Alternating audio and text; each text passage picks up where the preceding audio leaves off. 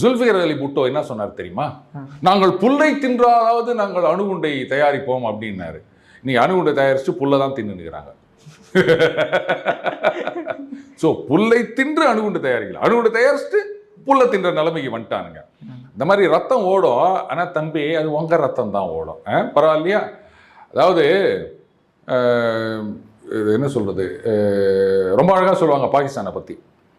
ஒரு நாட்டுக்கு சொந்தமாக இராணுவம் இருந்தது அப்படின்னு சொன்ன இருக்கணும், அதுதான் முறை. ஆனால் ஒரு இராணுவம் ஒரு நாட்டை வச்சிருக்குது அப்படின்னா அது பாகிஸ்தான் சொல்லுவாங்க. அது ஒரு நாடு கிடையாது.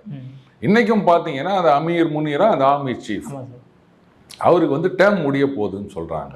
அதனால கடைசி காலத்தில் ஏதாவது குழப்பத்தை இது பண்ணிட்டு, அதாவது பாகிஸ்தான் ஆர்மியில் என்ன ப்ரொசீஜர் அப்படின்னு கேட்டிங்கன்னா, யாரை நியமிப்பது அப்படின்றத அவங்களே தான் முடிவு பண்ணுவாங்க.